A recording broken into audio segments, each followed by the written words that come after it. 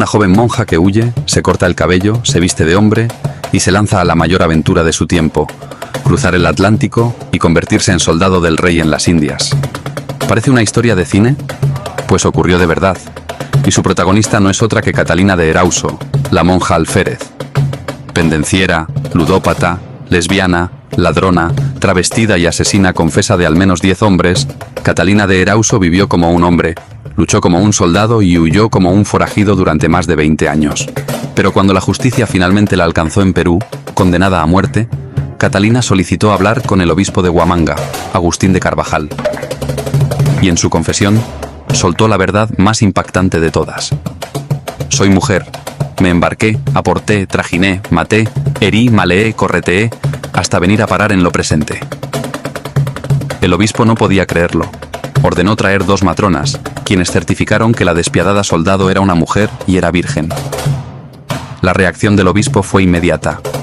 Se conmovió, la abrazó y la llamó una de las personas más notables de este mundo. Una monja soldado, fugitiva, pendenciera, jugadora empedernida, y según sus propias memorias, jamás derrotada en combate, es algo que solo se podía gestar en el siglo de oro español.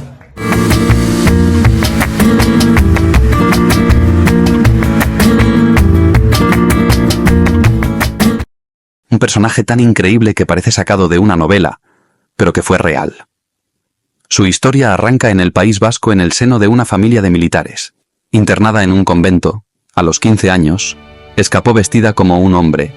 Vagó por los caminos, alimentándose de lo que encontraba, hasta llegar a Vitoria. Convertida ahora en Francisco de Loyola, la joven Catalina se estableció en Valladolid y consiguió un puesto como paje del secretario del rey Juan de Idiáquez. En Bilbao, una pelea callejera terminó con ella en prisión por herir de gravedad a un muchacho. Pero su espíritu inquieto necesitaba algo más. Decidida, se enroló en una flota rumbo a las Indias. En un giro propio de su vida, llena de audacias y desafíos, cuando los galeones regresaban a España, Catalina hizo lo impensable. Robó 500 pesos del camarote del capitán y desapareció en el puerto de Nombre de Dios, mientras los navíos se alejaban en el horizonte. En Perú, la vida de Catalina de Erauso, siempre bajo la identidad de Francisco de Loyola, siguió el mismo patrón que hasta ahora. Un ascenso rápido, una pelea inevitable y una huida tan astuta como temeraria. Consiguió trabajo como ayudante de un comerciante español. Todo parecía ir bien, hasta que su temperamento explosivo volvió a manifestarse. Un altercado acabó con un caballero muerto y otro gravemente herido. Catalina terminó en prisión, pero su patrón logró sacarla de la cárcel. Sin embargo, no tardó en encontrarla el caballero que había herido, acompañado de 2 amigos. Un nuevo duelo, otra víctima mortal, y Catalina refugiándose en una iglesia para escapar de la justicia. Su amo, cansado de sus problemas, consiguió enviarla a Lima, pero la capital virreinal no le trajo tranquilidad. Si hay algo que Catalina sabía hacer bien, además de manejar la espada, era meterse en líos. Esta vez, por un romance con la sobrina de su jefe, lo que terminó costándole el empleo. Sin dinero y sin salida, encontró la única alternativa que le permitía seguir huyendo y al mismo tiempo ser ella misma, alistarse en el ejército. Así fue como bajo el nombre de Alonso Díaz Ramírez de Guzmán, se embarcó rumbo a Chile. Al llegar a Concepción, el destino le tenía reservada una sorpresa. Su propio hermano, Miguel de Erauso, era secretario del gobernador. Sin revelar su identidad, se hizo su amigo y llegó a comer en su mesa durante casi 3 años. Pero el disfraz casi se cae cuando Alonso comenzó a cortejar a una amante de su hermano. La reacción de Miguel no fue precisamente fraternal. A base de golpes y correazos, lo mandó al fuerte de Paikaví, en el frente de batalla contra los araucanos. Allí, Catalina pasó 4 años combatiendo en la guerra de Arauco. Se convirtió en un soldado feroz, protagonizando batallas épicas, pero su mayor hazaña llegó cuando recuperó las banderas del batallón, que habían sido robadas por los nativos. Su propio hermano pidió su ascenso a capitán, pero el reconocimiento le fue negado porque había desobedecido órdenes. En lugar de entregar vivo al líder Quispi Huaucha, lo había ejecutado. En 1609, acantonada en Concepción y a la espera de regresar a Lima, su carácter impulsivo y su afición al juego la llevaron a otro episodio violento. En una de sus tantas disputas, Atravesó con su espada a un oficial y cuando intentaron arrestarla, hirió de muerte al alguacil que iba a detenerla. Como siempre, recurrió a su viejo truco. Se refugió en sagrado en el convento de San Francisco, donde permaneció sitiada por las tropas del gobernador durante más de 6 meses. Apenas la vigilancia se relajó, decidió salir para ejercer de padrino en un duelo. La noche era tan oscura que los duelistas apenas se veían las manos, pero el enfrentamiento se tornó aún más caótico cuando también se sumaron los padrinos. Y aquí, como si su historia no fuese ya lo suficientemente increíble, ocurrió una fatalidad. El hombre al que hirió de muerte resultó ser su propio hermano. 8 meses más pasó escondida entre esas paredes, hasta que finalmente logró huir con otros prófugos hacia Tucumán, en un viaje tan duro que tuvieron que comerse uno de sus caballos para sobrevivir. Y aún en medio de la huida, Catalina no podía evitar atraer problemas. Hizo promesas de matrimonio a 2 mujeres, antes de desaparecer sin dejar rastro cuando estuvo a punto de ser descubierta. Desde allí, su ruta la llevó a Potosí, la ciudad de La Plata y el desenfreno. Vivió un par de años entre soldados, mercaderes y tahúres, hasta que volvió a enrolarse en una compañía militar con destino a la región de los Chunchos. Según su relato, se enfrentó a más de 10.000 indígenas en una batalla feroz. Tras aquel infierno, decidió retirarse con el oro que pudo acumular y se estableció en La Plata, donde trabajó como administradora de una viuda rica. En una disputa, vengó a su señora rajando la cara de otra mujer con una navaja de barbero. Otra vez tuvo que huir y otra vez se reinventó.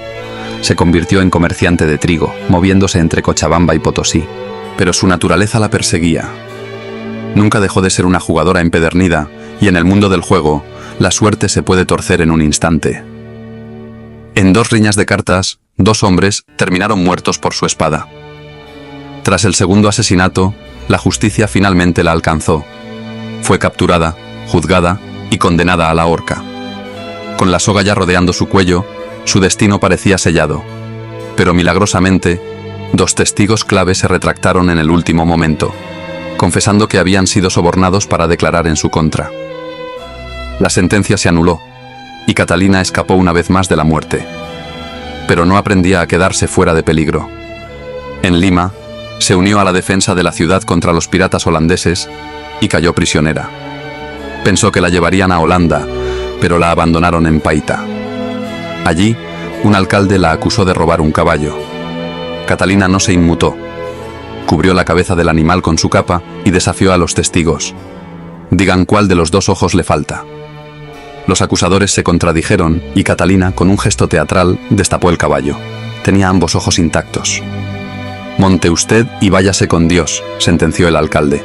Sin rumbo, volvió a Cuzco, donde, fiel a su estilo, se vio envuelta en otra pelea de naipes. Pero esta vez su rival era un gigante conocido como el Nuevo Cid. Catalina, herida y acorralada, hizo lo que mejor sabía hacer: sobrevivir. Con un golpe certero, el gigante cayó muerto y la monja alférez se convirtió en la criminal más buscada de todo el virreinato. En Huamanga, hoy Ayacucho, fue reconocida y detenida. Como era de esperar, no se entregó sin lucha. Mató a uno de los guardias y dejó a otros 2 heridos antes de ser finalmente capturada.